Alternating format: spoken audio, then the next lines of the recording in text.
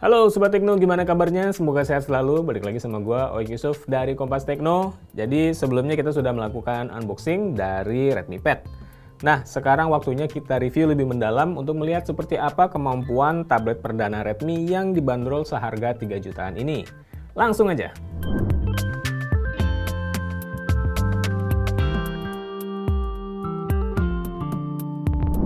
Oke, jadi ini tabletnya Redmi Pad dari Xiaomi. Desainnya ini simple tapi kelihatan oke juga ya menurut gua. Terutama bagian punggungnya ini dengan material aluminium yang didesain unibody. Maksudnya unibody, dari bagian punggung dan pinggiran frame itu jadi kayak menyatu gini ya, nggak terpisah seperti umumnya di HP. Jadi dari bagian punggung dia langsung ke bagian framenya. Jadi kesannya itu lebih rapi dan lebih simple, sekaligus juga lebih enak dilihat. Varian di tangan gue ini adalah warna Moonlight Silver dan finishingnya matte, nggak licin di tangan. Di salah satu sudut ada brand Redmi yang untungnya ukurannya kecil dan agak nyaru dengan warna punggung, jadinya nggak in your face banget gitu. Kemudian di pojokan lain kita bisa ngelihat ada kamera belakang dalam modul persegi panjang yang ukurannya agak gede dan sedikit menonjol ini. Ini resolusinya 8 megapiksel dan bisa dipakai untuk motret maupun merekam video. Kedua tombol volume letaknya ada di bagian atas satu sudut dengan modul kamera belakang, demikian juga dengan tombol power. Ini tombol power aja by the way nggak merangkap fingerprint scanner. Jadi di Redmi Pad biometriknya itu cuma pengenalan wajah 2 dimensi. Atau kalau misalnya nggak mau pakai itu, kita bisa pakai password standar. Nah, di bagian sini juga kita bisa ngelihat ada 4 buah speaker dengan keluaran daya stereo dan teknologi audio Dolby Atmos. 2 speaker diletakkan di satu sisi, kemudian 2 lainnya ada di sisi yang berseberangan, mengapit konektor USB Type-C. Konektor USB Type-C ini digunakan untuk charging, transfer data, dan menyalurkan output audio sekaligus. Redmi Pad ini nggak memiliki konektor jack audio 3,5 mili sehingga kita perlu upaya lebih buat pakai earphone berkabel. Tapi sebenarnya kalian bisa aja colokin ke USB-C earphone-nya dengan memakai adapter seperti yang gue pegang ini. Jadi ini adapter USB-C ke audio 3,5 mili. Redmi Pad ini nggak memiliki konektivitas seluler, atau dengan kata lain nggak ada slot untuk kartu SIM. Tapi kita masih bisa menemukan slot untuk kartu memori microSD untuk ekspansi storage. Tabletnya sendiri di tangan berasa solid ya, tapi nggak terlalu berat karena bobotnya kurang dari 500 gram, itu sekitar 440 atau 450 gram bobotnya. Layarnya ini berdiagonal 10,61 inci dengan jenis panel IPS LCD. Resolusinya 2000 x 1200 pixel dengan aspek rasio 5:3 yang nggak sepanjang 16:9, jadi dia cenderung lebih tinggi dikit ya. Bagian bezel alias bingkai di pinggiran layarnya ini lumayan tebal sehingga agak mengurangi area display. Tapi ya nggak terlalu masalah sih kalau buat gue ya, paling nggak ini jadi kayak ngasih area lebih untuk kita pegang dengan tangan. Oh ya, salah satu kelebihan layar dari Redmi Pad ini adalah sudah mendukung refresh rate sebesar 90 Hz. Dan soal bezel yang tadi di bagian atasnya, terbalik. Nah, kayak gini. Jadi di bagian atasnya itu ada kamera depan dengan resolusi 8 megapiksel juga. Posisinya ada di samping atau di bagian atas ya kalau misalnya kita pakai tabletnya dalam orientasi landscape kayak gini. Jadi kalau misalnya kita video conference misalnya pakai zoom gitu, posisinya jadi ideal serupa dengan laptop kamera depannya. Kalau dari segi spesifikasinya, Redmi Pad ini ditenagai oleh Helio G99 yang merupakan chip kelas menengah dari MediaTek. Kalau kita lihat kinerjanya dalam benchmark itu kurang lebih setara dengan Snapdragon seri 600 ya.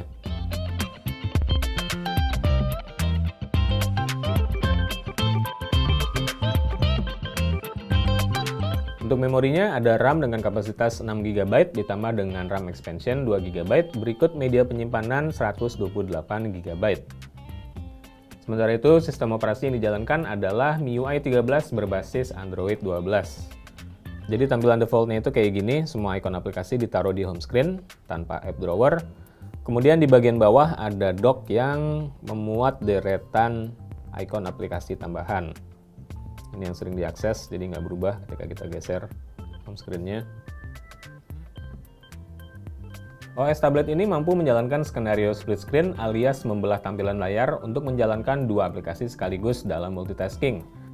Caranya gampang, cukup buka salah satu aplikasi yang mau dijalanin. Terus kita buka menu Recent Apps dengan cara swiping dari bawah, kemudian tekan dan tahan jendela aplikasi yang mau dibuka dalam split screen. Nanti akan muncul beberapa pilihan. Nah, kita tinggal pilih opsi split screen yang ini.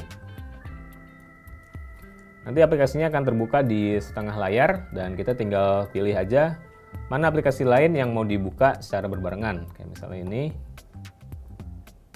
Nah, kedua aplikasi pun sudah ditampilkan berdampingan dalam satu layar. Ukuran jendela untuk masing-masing aplikasi ini bisa diatur. Kita cukup geser-geser aja pembatasnya di bagian tengah. Nah, nanti ukuran jendelanya akan berubah dan bisa disesuaikan dengan kebutuhan kita. Selain itu, ada juga opsi multitasking lainnya berupa floating window. Jadi jendelanya itu berbentuk kecil seperti di layar smartphone dan bisa kita geser-geser di layar tablet.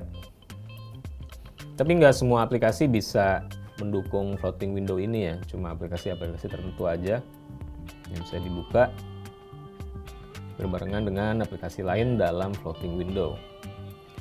Untuk refresh rate layarnya kita bisa pilih apakah mau default, ini untuk pengaturan otomatis berdasarkan jenis konten yang ditampilkan di layar, atau kita mau kunci misalnya ke 60 Hz untuk menghemat pemakaian baterai, atau 90 Hz untuk dapat motion yang lebih mulus. Kita juga masih bisa main game seperti PUBG Mobile di tablet ini dengan lancar, meskipun mungkin nggak dengan setting grafis atau frame rate yang paling tinggi ya. Tapi ya kalau soal game tergantung jenis dan kebiasaan kalian juga sih.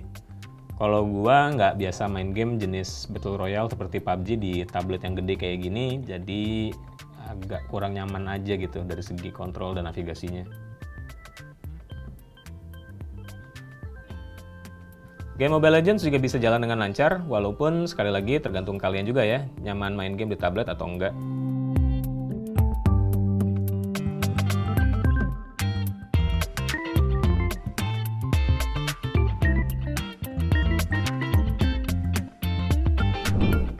Selama pakai tablet ini sih gue nggak ngalamin hambatan dari segi kinerja.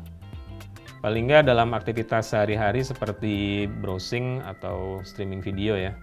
Selain memiliki IPS A7R Mark V dibekali, semuanya bisa berjalan dengan lancar meskipun dijalankan sekaligus dalam mode split screen seperti ini.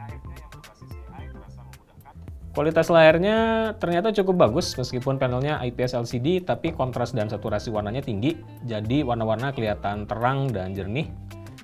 Rating tingkat kecerahannya 400 nits dan ternyata memadai juga untuk pemakaian di dalam maupun di luar ruangan, asalkan nggak persis di bawah sinar matahari yang terang banget. Ya masih kelihatan lah.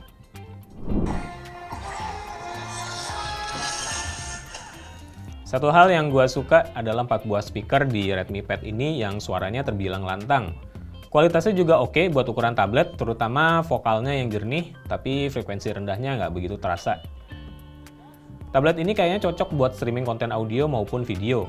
Di YouTube pun kita bisa memilih untuk streaming dengan resolusi sampai 1440p. Kayak gini. Jadi kita bisa nonton konten video dengan layarnya yang jernih dan tajam.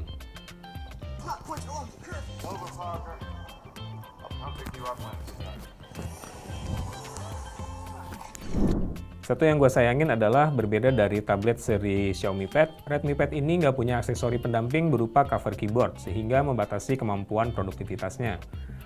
Sebenarnya kalian bisa aja menyambungkan keyboard Bluetooth lain, tapi ya kurang convenient aja kalau dibandingkan dengan keyboard cover yang memang dirancang untuk tablet ini.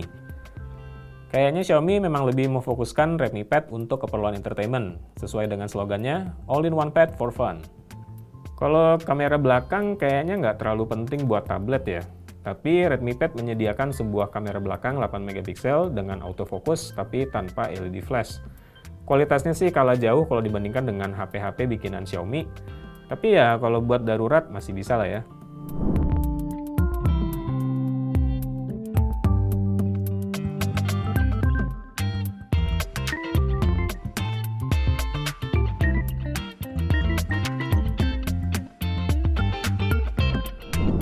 Kamera depannya ini mungkin lebih penting karena biasa dipakai untuk telekonferensi seperti misalnya pakai Zoom. Dan kalau dari kualitasnya sih menurut gua ternyata cukup bagus, terutama kalau dalam kondisi cahaya terang kayak gini. Ya nggak kalah lah kalau dari kamera laptop. Kalau level cahaya turun di kondisi low light kayak gini, gambarnya masih bisa kelihatan dengan jelas.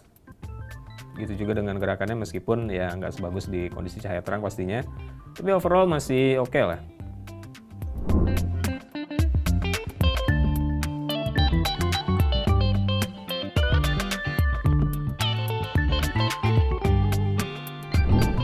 Supaya nggak ribet pas video conference, kalian bisa membeli flip cover untuk mendirikan tabletnya supaya nggak perlu pegangin kayak gini. Nah, sebenarnya disinilah keyboard cover bisa cukup membantu juga sih. Redmi Pad punya baterai 8000 mAh yang bisa bertahan lebih dari seharian atau bahkan lebih tergantung dari pemakaian. Kalau gue sih cuma pakai tablet ini untuk streaming, browsing, dan terkadang juga buka sosmed. Jadi pastinya daya tahan baterainya bisa lama banget. Kalau kalian main game atau terus-terusan nonton, pastinya daya tahan baterainya bisa berkurang ya. Oh ya, di kemasan penjualan Redmi Pad ada charger dengan keluaran daya mencapai 22 watt. Tapi Redmi Pad ini sebenarnya mendukung fast charging sampai 18 watt aja. Pas gue tes charging dari kondisi baterai kosong, pengisian dalam 30 menit mengisi sekitar 20% kapasitas baterai. Kemudian baterai terisi setengahnya dalam 1 jam, pengisian sampai penuh 100% memakan waktu sekitar 2,5 jam. Nah, Sobat Tekno, itu tadi review tablet perdana dari Redmi. Sesuai dengan slogannya All in One for Fun, Redmi Pad cocok digunakan untuk keperluan entertainment.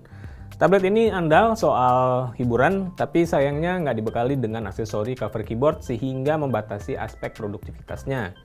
Kalau kalian tertarik, Redmi Pad ini sudah mulai dijual di Indonesia dengan harga Rp3,5 juta.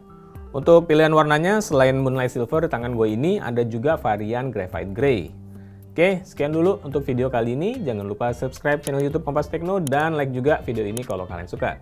Terima kasih udah nonton, gue Yusuf. Sampai ketemu lagi di video selanjutnya.